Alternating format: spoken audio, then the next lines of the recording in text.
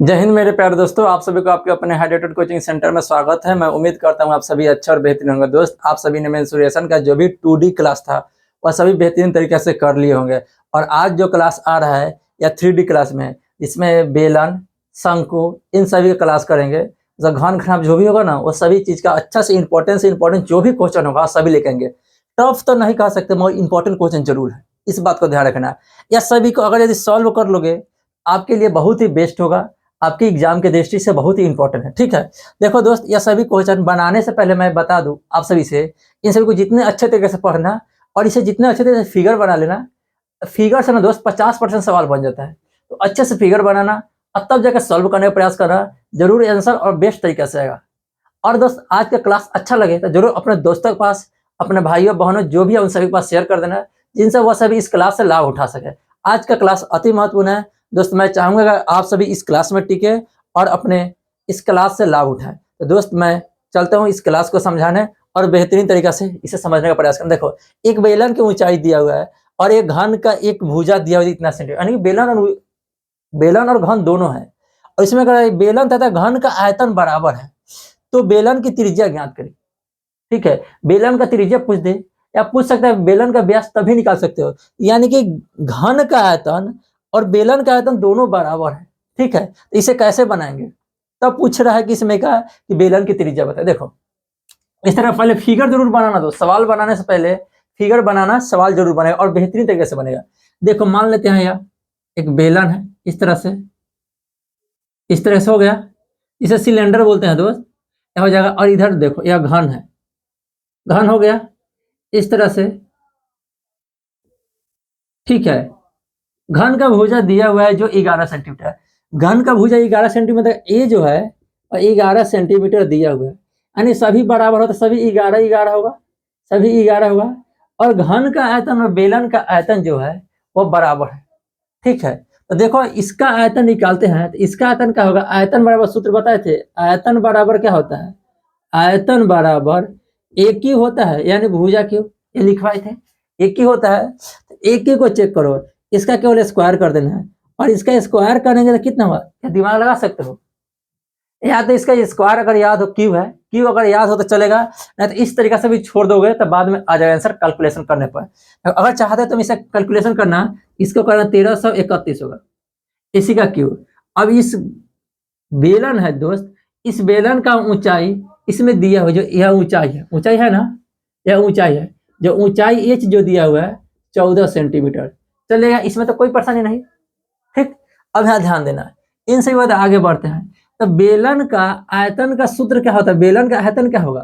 क्या कि बेलन का आयतन और घन का आयतन दोनों बराबर है। तो बेलन का आयतन का सूत्र क्या होता है? बेलन का आयतन होता है ना, क्या होगा?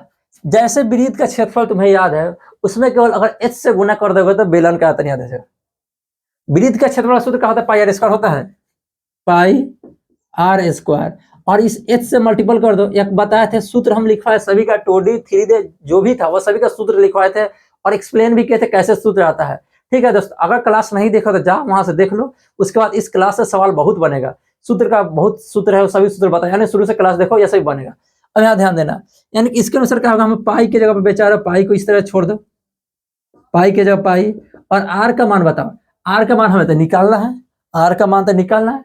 अरे त्रिज्या ने आर छोड़ दिया, यहाँ पे आर स्क्वायर छोड़ दो। और एच का मान यहाँ दिया कितना? 14 है। अब यही जो आयतन है, यह आयतन इस घन के आयतन के बराबर है। इसका जो बेलन का आयतन है घन के आयतन के बराबर है, यानी कि बराबर होगा कितना? 131। अब देखो इसे कैलकुलेशन करते हैं। अब कैलकुलेशन कैसे है? तो इसको काट दो, यहाँ से 2 मरतबा कट जाएगा। अब दिमाग लगाना पड़ेगा। यह 22 है ना, तो 22 को लिख दो अच्छे से, 2 इंटू 11। अब इसे देखो, यह 3 बार क्यू की है, इसे बैक में जाते हैं। अगर यह नहीं करते, तुम इसे भी करते तो बन जाता है। तो इसे कर दे, लिख दो कितना, लिखो 1 1 1 या 1। देखो इसी का ना 3 दिन क्यू किया तो यह आया है, तो 3 दिन लिख दिया। ठीक है, अब देखो इस 11 से हम इसको काट दिए। अब कितना बच गया? यहाँ पे 2 बच गया, यहाँ भी 2 है, यानी कि 2 इंटू 2, यानी 4 डायरेक्ट लिख देते हैं। और देखो आर स्क्वायर बराबर कितना है? 11 गुने 11। दोस्त, आज का क्लास अति महत्वपूर्ण है, इस बात को ध्यान रखना। ठीक है, 11 गुने 11, तो आर स्क्वायर बराबर कितना होगा? आर स्क्वायर बराबर 11 गुने 11 और प्लस नीचे 4 है, 4 को लिख सकते 2 × 2। अब स्क्वायर को उधर भेजो तो रूट में जाएगा, रूट में जाएगा। अब रूट में जाने का मतलब क्या हुआ, 2 11 1 11 बाहर आएगा और 2 2 है तो 2 बाहर आएगा, यानी कि हमारा यही त्रिज्या हो गया 11/2 का मतलब 5.5। इस तरीके से तुम इसे अच्छे तरीके से बना सकते हो दोस्त, यह बन गया।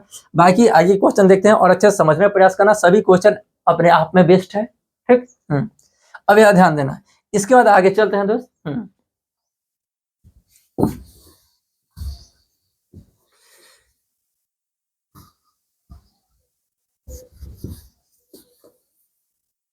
देखो दोस्त, यह क्वेश्चन कितना है, एक शीशे के नल का भीतरी तथा बाहरी त्रिज्या 3 सेंटीमीटर 5 सेंटीमीटर, यानी कि ऐसा नल है, ठीक है, यानी कि कुछ ना कुछ उसका मोटाई है, मोटाई होने का भीतरी त्रिज्या अलग है और बाहरी त्रिज्या अलग है।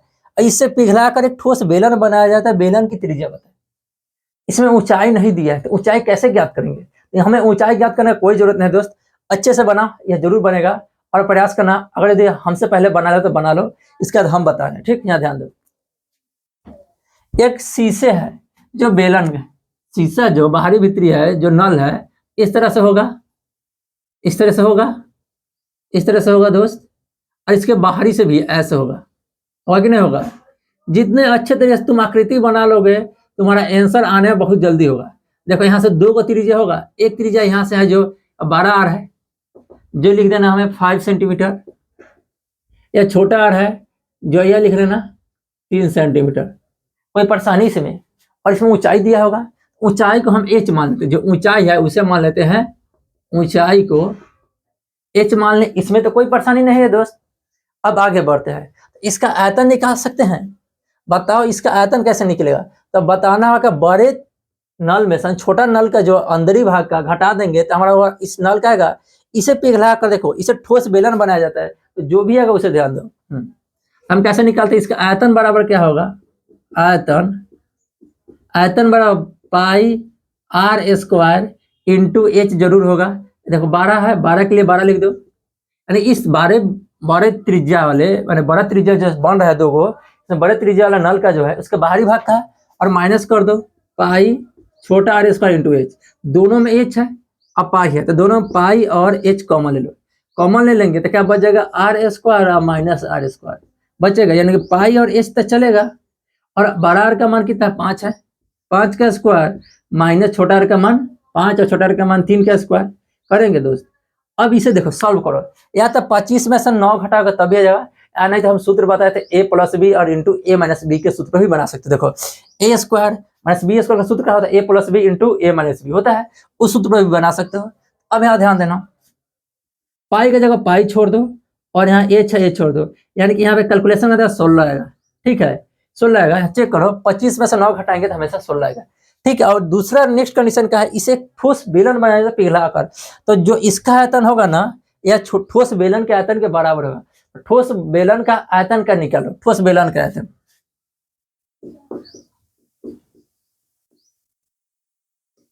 बेलन का आयतन, ठीक है। ठोस बेलन का आयतन जो होगा बताओ वह कितना होगा, इसे छोड़ दो, ठोस बेलन का आयतन क्या होता है, सभी का सूत्र है पाई आर स्क्वायर एच, ठीक है। हमें क्या चाहिए, आर चाहिए, आर चाहिए ना, आर के लिए क्या करेंगे, यह जो आयतन होगा जब भी यह इस बेलन के आयतन के बराबर होगा, इसके बराबर लिख दो पाई एच इंटू 16 होगा ना, यह पाई से पाई बेचारा कट जाएगा, इस एच से एच कट जाएगा, हमें बच जाएगा आर स्क्वायर बराबर 16 बचे, एच से एच कट जाएगा, आर स्क्वायर बराबर 16, स्क्वायर जाएगा उधर तो यह रूट में आएगा, रूट में आएगा कि नहीं आएगा, और निकालना तो यह 4 होगा कि नहीं होगा। इस तरीके से यह दूसरा सवाल बन गया। अब आगे बढ़ते हैं, नेक्स्ट देखना, 8 सेंटीमीटर त्रिज्या वाले ठोस गोले की पिघलाकर 1 सेंटीमीटर कितने गोलियां बनाई जा सकती है, यानी कि 8 सेंटीमीटर एक बड़ा गोला है, उससे पिघलाकर छोटा छोटा गोलियां बनाना है 1 सेंटीमीटर में, तो कितना बनेगा। देखो इसमें बता दे, सिंपल सा आंसर पट से ना बना सकते तुम, इसका मान कितना होगा 512 होगा, और इसे बनाओगे कैसे हुआ ध्यान दो।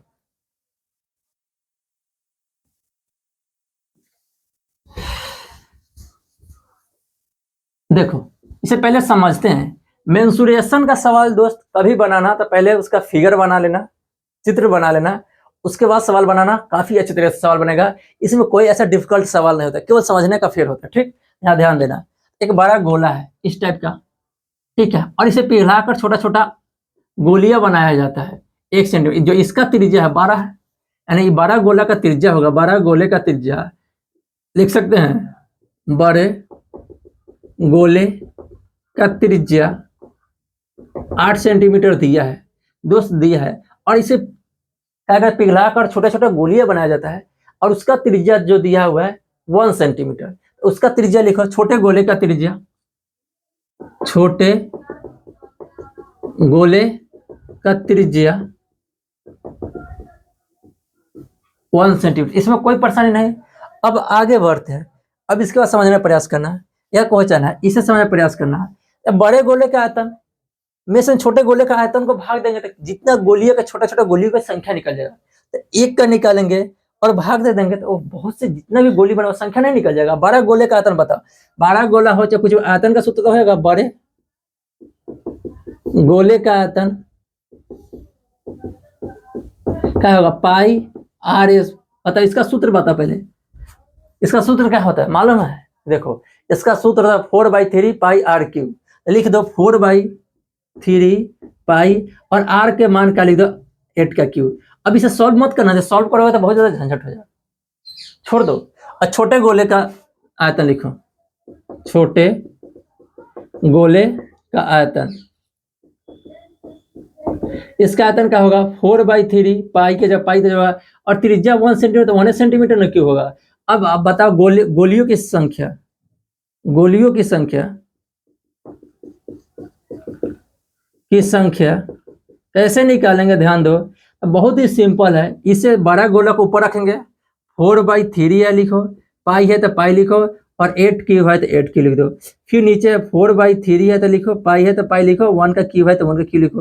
अब यह तो 4 से अभी दोनों कट जाएगा। बताओ 1 का क्यूब करेंगे तो 1 आएगा, 8 का क्यूब कितना है 512। ऊपर तो 512 आ जाएगा और नीचे 1 आएगा, यानी गोले की संख्या जो होगा, गोलियों की संख्या 512 होगा। इस तरीके से हम इसे भी बना सकते हैं, और यह बन गया दोस्त।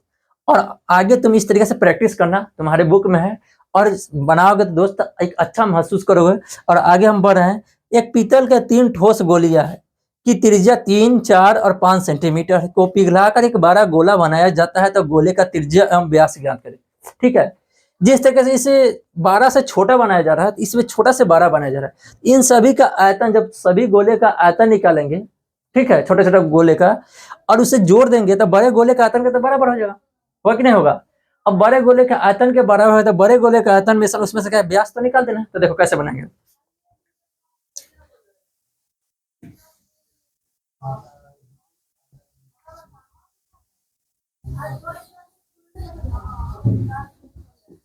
देखा, अब देखो दोस्त, अब इसमें हम बताने जा रहे हैं आपको, इसमें क्या होगा, छोटा छोटा जो गोलियां है उससे एक बड़ा गोला बनाया जाता है पिघलाकर। मान लो यह गोला हो गया, जिसका इसका त्रिज्या हो गया आर हो गया, इसे अच्छे से लिखते हैं। यहाँ पे आर जो है 3 सेंटीमीटर। एक और गोला है, इसका आर लिखते हैं 4 सेंटीमीटर। ठीक है, एक और है, इसका आर लिखते हैं 5 सेंटीमीटर। 1, 2 और ऐसे लिख दो, इसे 1 लिख दो, यहाँ पे 3 लिख दो, 1, 2, 3 हो गया। इन सभी का अब हम आयतन निकालना है और शॉर्टकट तरीका बताना है। ठीक है, ध्यान देना। इन सभी का आयतन निकालने के लिए क्या करेंगे, इन सभी का बताओ क्षेत्रफल, आयतन निकालना है। सभी का आयतन होगा ना, तो आयतन बराबर क्या होगा, आयतन 4/3 pi R cube R1 plus 4/3 pi R2 और पावर क्यू तो जरूर रहेगा। फिर नहीं देखो 4/3 पाई R3 पर पावर 3 रहेगा, या R का मान बदलेगा। बताए सभी तो सेम, इन सभी कॉमन ले लेंगे, 4/3 और पाई सभी है तो पाई भी कॉमन ले लेंगे, तब बच जाएगा R1 का क्यूब प्लस R2 का क्यूब प्लस R3 का क्यूब। ऐसे लिख रहे हैं, कोई परेशानी इसमें है? इसमें तो कोई परेशानी नहीं होगा। अब देखो इन सभी को मान रख दो। ठीक है, मान रखेंगे तो बताओ 4/3 पाई की जगह पाई छोड़ दो, वो मान R1 के मान है तो 3 का क्यूब प्लस 4 का क्यूब प्लस 5 का क्यूब। अब इसे सॉल्व कर दो, 4/3 और पाई जब पाई छोड़ दो। अब बताओ यहाँ पे दोस्त 3 का क्यूब कितना होता है, 3 का क्यूब 27 होगा, 4 का क्यूब 64 होता है, और 5 का क्यूब 512, और इसे जोड़ देना। इसे जोड़ोगे उसके बाद जो आएगा वो बड़े गोले के आयतन के बड़े गोला बनेगा, बनाएंगे पिघला, और उसके आयतन के बराबर होगा। ठीक है, अब इसे जोड़ देना। इसे जोड़ने के लिए क्या करना बताओ, इसे 4/3 की जगह 4/3 3 छोड़ दो, पाई की जगह पाई छोड़ दो।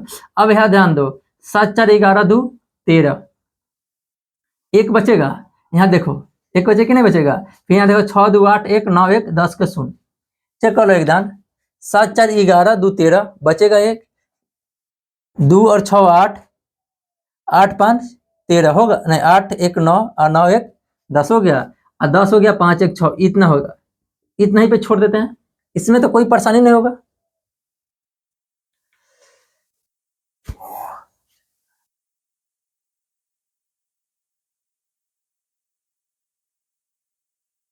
चलो अब इसके बाद आते हैं बड़े गोले का त्रिज्या। बड़े गोले का त्रिज्या कैसे निकालें? बड़े गोले का आयतन पर लिखो, बड़े गोले का आयतन लिखो।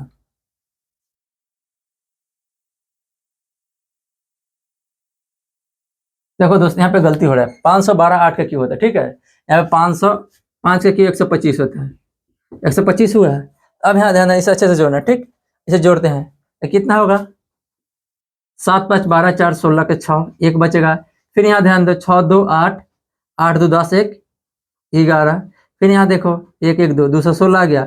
अब आगे बढ़ते हैं, ये हमारा क्या आ गया, छोटे गोले को जब पिघला पिघला कर इसका सभी का आयतन बोलेंगे तो यह आयतन इतना का, और इसे बड़ा गोला बनाया जाता है। तब बड़े गोले का आयतन बराबर क्या होगा, बड़े गोले का आयतन,